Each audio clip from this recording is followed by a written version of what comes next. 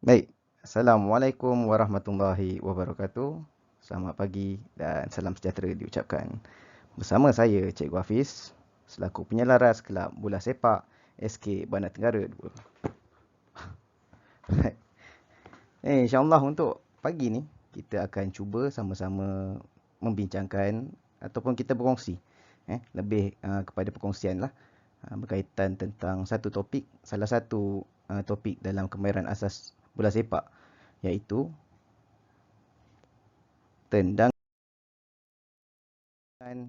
penalti. Okey. Jadi, apa itu tendangan penalti? Apakah yang dimaksudkan dengan kesalahan di dalam kotak penalti? Jadi, kita akan cuba tengok sama-sama dan kita akan sama-sama berkongsi tentang apa itu penalti. Okey, penalti ini merupakan satu situasi bola mati yang boleh berlaku di dalam kotak penalti, yang mana ia hanya melibatkan pengambil tendangan penalti dan juga penjaga gol saja. Bola akan diletakkan pada titik penalti dan hanya boleh dimulakan setelah pengadil membunyikan whistle. Hanya 3 orang saja dibenarkan berada dalam kotak penalti.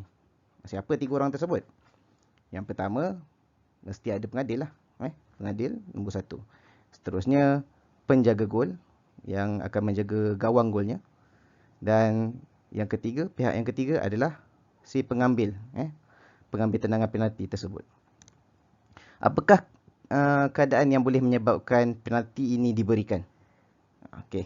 Yang pertama, penalti boleh diberikan seandainya berlaku sebarang kekasaran ataupun kesalahan di dalam kotak penalti oleh pihak yang bertahan. Yang seterusnya, situasi tie break. Tie break ni di mana bila kedudukan ataupun keputusan semasa masih lagi terikat seri, 0-0. Dah habis waktu sebenar permainan, dah 90 minit habis tempoh masa permainan sebenar, ditambah pula dengan 30 minit masa tambahan, pun kedudukan masih lagi dengan keadaan seri 0-0 atau 1 sama ke apa. Jadi untuk menentukan pemenang, maka akan diadakan tie break penalty.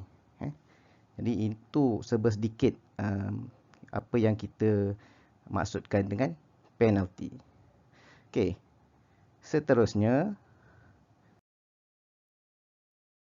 kesalahan dalam kotak penalti.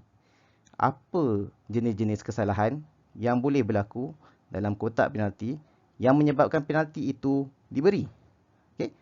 So yang pertama, bila mana bola terkena ataupun mengenai tangan pihak yang bertahan. Maksudnya kalau contoh dalam gambar ni, situasi sekarang ni, pihak yang baju kuning ni, pasukan Sweden ni, pasukan kuning ni, cuba untuk membuat jaringan, okey, dan tendangan tersebut mengenai tangan pihak lawan, pihak yang bertahan.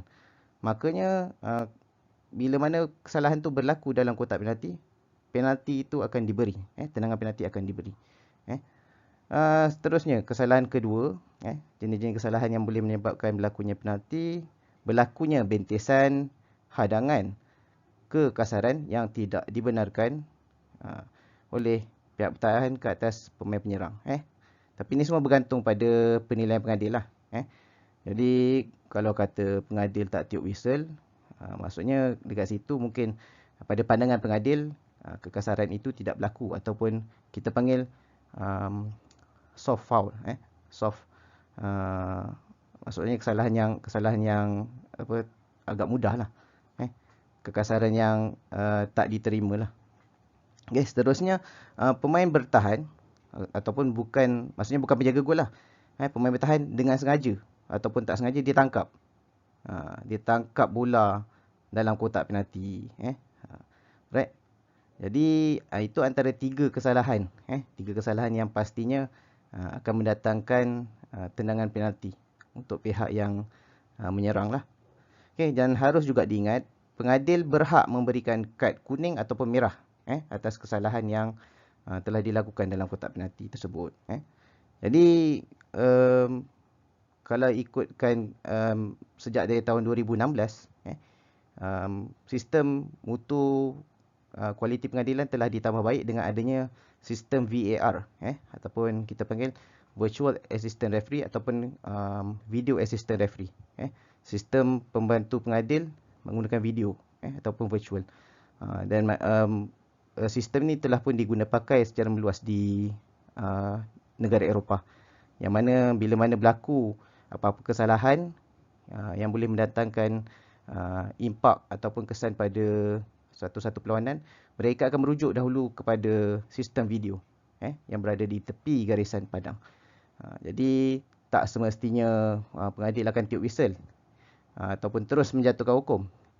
Dia akan rujuk dulu dengan sistem pembantu pengadil video. Okey, apa-apa sekalipun, apa yang kita sebagai pemain, we need to play to the whistle.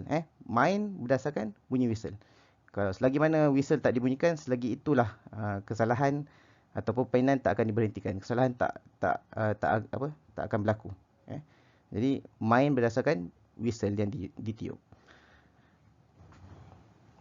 Baik, seterusnya, bagaimana pula penalti ini dijalankan? Okey, baik. Untuk situasi dalam kotak penalti, bila mana penalti itu dijalankan, yang pertamanya, bola akan diletakkan pada titik penalti. Bola tu diletakkan pada satu titik warna putih dekat dalam kotak penalti tersebut.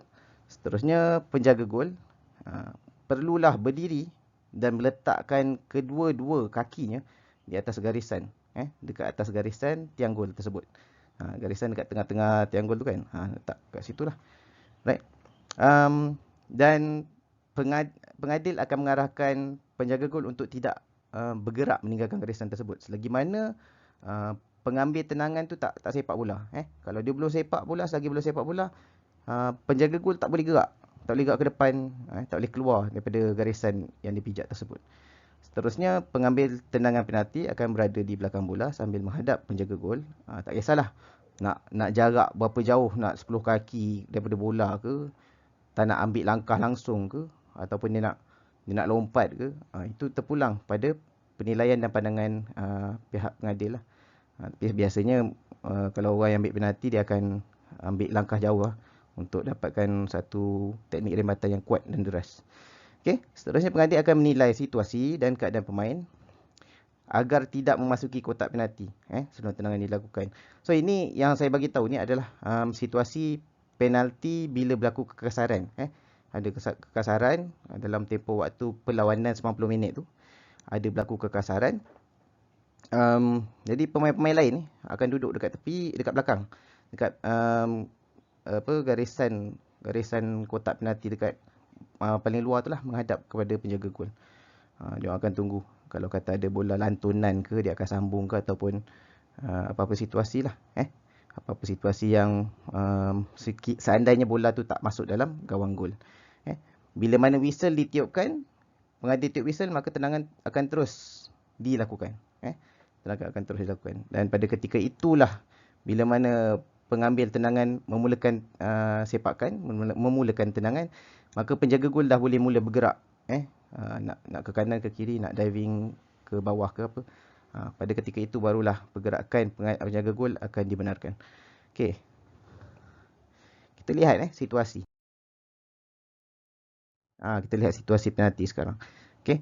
Situasi penalti apabila berlaku kesalahan dalam kotak penalti. Okey. Anda boleh tengok berapa orang di dalam kotak penalti sekarang ni. Kita ada seorang. Yang pertama tadi saya bagi tahu, kita ada pengadil. Seterusnya kita ada penjaga gol. Dan kita ada pengambil tendangan penalti. Dan bola tersebut diletakkan di satu titik putih dan di mana pemain-pemain lain, pemain bertahan dan juga pemain pasukan yang akan mengambil tendangan penalti ni akan menunggu di garisan luar kotak penalti, menghadap kepada tiang gol. Seandainya berlaku lantunan atau bola tak masuk, maka tindakan seterusnya adalah tertakluk pada pemain-pemain yang lain. Okey. Baik, jadi ini kedudukan sebenar pengadil yang mana sudut pandangnya sepatutnya menghadap penjaga gol dan juga pengambil tendangan penalti. Okey, seterusnya. Tie break penalti. Ini yang saya bagi tahu. Saya maklumkan awal-awal tadi, penalti untuk menentukan, penalti untuk menentukan pemenang bagi satu-satu pasukan. Okey, berlaku dalam satu-satu kejuaraan pusingan akhir di mana keputusan yang masih terikat seri pada ketika masa sebenar perlawanan 90 minit. Dan masa tambahan 30 minit dah bagi dah. Kita dah bagi 30 minit tambahan pun tetap juga tak dapat putuskan siapa pemenang. So kita akan teruskan dengan tie break penalti. Orang kata kalau penalti macam gini selalunya ada setengah orang, ada setengah pihak kata nasib. Ada setengah pihak kata nasib. Ada setengah pihak gunakan psikologi. Gunakan psikologi. Kita dah kita semua dah maklumkan sebelum ni Euro 2020 yang mana Itali dua kali dalam pusingan kalah mati, separuh akhir dan juga perlawanan akhir, dia menang penalti dengan hasil kuasa psikologi lah, kuasa psikologi dan juga kemahiran. Jadi kita akan teruskan 5 orang pengambil tendangan penalti untuk kedua-dua pasukan akan diarahkan untuk mengambil tendangan ikut giliran. So dia akan toss coin, buat lamungan shilling untuk tentukan siapa yang ambil penalti dulu. Okey, arah mana, tiang gol mana, nak tentukan tiang gol mana yang kita nak tentukan sebab memilih kawasan tiang gol tu pun memainkan peranan. So kadang-kadang kalau contoh macam baru yang sebelum ni lah, Euro 2020 ni, saya ambil contoh yang paling hampir lah, paling dekat. Kedudukan tiang gol tu mainkan peranan sebab di belakang tiang gol tu adalah penyokong tertentu, pasukan tertentu. Jadi benda tu main peranan lah. Macam contoh hari tu yang penalti England lawan Itali memang terang-terang belakang tiang gol tu memang penyokong England lah. So dekat situ boleh memainkan faktor tekanan emosi dan juga pressure lah untuk pengambil tendangan penalti tersebut. Okay, jadi seandainya kedudukan masih terikat, biarpun kesemua 10 pemain, 5 tim Itali dah ambil, lepas tu 5 tim England pun dah ambil, keputusannya sama juga. Keputusannya sama juga. Contohnya 5-5 dapat sepak, 5 penalti Itali masuk, 5 penalti England pun masuk. So seri lagi 5 sama, kita akan ambil lagi tendangan penalti yang kita panggil sudden death. Sudden death maksudnya lepas ni penendang ke-6 ambil untuk Itali, lepas tu penendang ke-6 untuk England pula ambil. Seandainya salah satu masuk dan salah satu tak masuk, kat situ terus dia akan diisytiharkan sebagai pemenang, declare.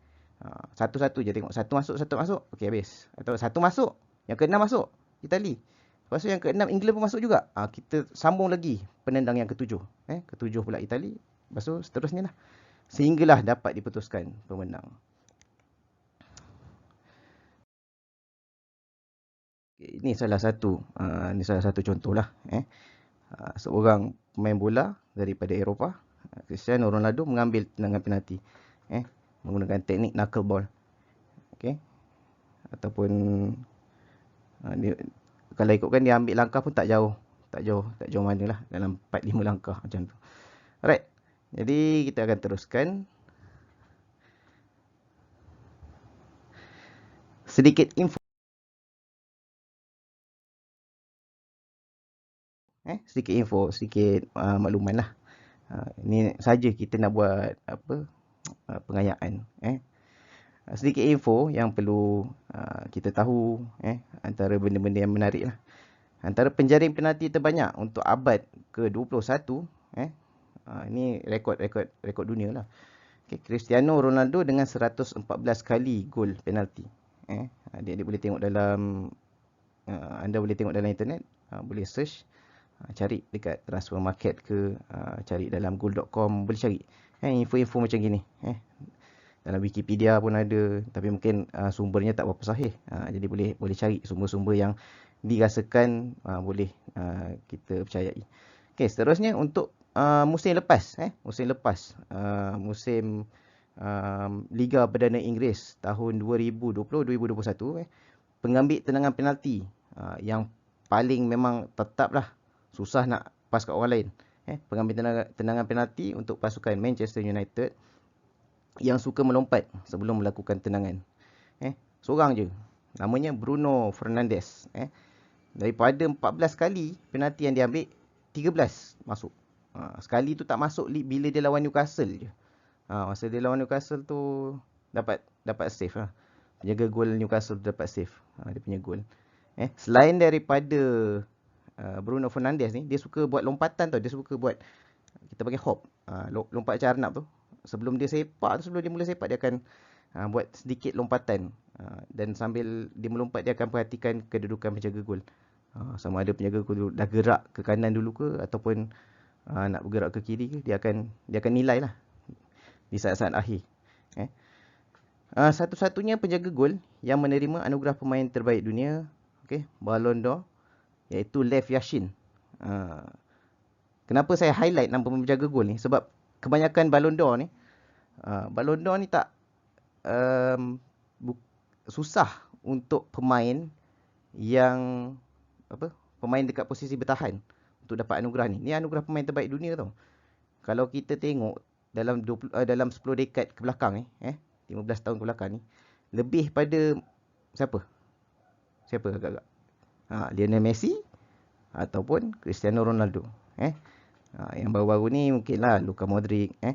Tapi untuk era sebelum Messi dengan Ronaldo, yang terakhir mungkin Fabio Cannavaro, pemain Itali, pertahanan, dan juga Lev Yashin, seorang penjaga gol. Jadi bukan calang-calang lah untuk seorang penjaga gol dapat anugerah pemain terbaik dunia. Yang mana pada tahun 1963 dia dianugerahkan Ballon d'Or atas karisma dan kehebatan dia menghalang 151 kali tendangan penalti, dan juga merekodkan 270 perlawanan tanpa bolos. Sebab itulah ada juga diberi pengiktirafan anugerah Yashin. Anugerah Yashin. Okey, seterusnya yang terakhir yang saya nak kongsikan. Teknik yang paling kita tengok orang yang boleh buat tendangan macam gini selalunya mempunyai ketenangan dan daya konsentrasi yang tinggi. Dan sebenarnya kalau ikutkan dia gamble lah. Kalau tak jadi malu. Kalau tak jadi bengang lah. Tim dia memang sama ada lepas tu pressure ke, tekanan ke, ataupun akan membuahkan hasil. Teknik yang kita rasa macam unik, stylo, kita panggil Panenka, tendangan Panenka. Teknik yang dirasakan kalau jadi dia memang dia akan menjatuhkan moral ataupun dia akan mengganggu emosi penjaga gol tu. Sebab dia lebih pada helah, dia lebih pada helah dan lebih pada kalau pandangan saya lah, dia lebih pada macam nak jatuhkan ego penjaga gol tu lah. Pada pandangan saya lah. Caranya dengan cara dia melambungkan bola, dia chip bola tu, dia lock bola tu seperlahan-perlahan yang mungkin. Kita tengok contoh. Ini saya ambil contoh daripada Andrea Pirlo. Andrea Pirlo, pemain bola sepak Itali. Dahulunya bekas pemain Juventus dan juga legend AC Milan. Teknik tendangan Panenka yang dia lakukan, boleh tengok dia chip bola tu dengan helah dan gerak badan dia yang nampak badan macam nak arah ke kanan kan, tapi sebenarnya dia chip. Dia congkel lah, orang kata congkel bola. Alright. So saya rasa itu saja untuk perkongsian kita hari ni. Lebih kurang 18 minit, 20 minit jugalah saya share cerita ataupun topik berkaitan dengan penalti. Jadi insyaAllah andai kata ada rezeki, ada masa, ada ruang dan ada peluang, saya akan cuba untuk share lagi lebih banyak lagi info berkaitan dengan kemahiran asas bola sepak. Jadi insyaAllah saya rasa tak ada apa lagi yang nak dibincangkan. InsyaAllah saya akan sertakan kuis untuk murid-murid saya. Saya akan sertakan kuis untuk kita buat revision, kita semak dan kita jawab. Dan selamat berjaya dengan kuis yang akan saya kepilkan nanti bersama. Okey. Jadi insyaAllah jumpa lagi. Assalamualaikum. Stay healthy and stay safe. Bye.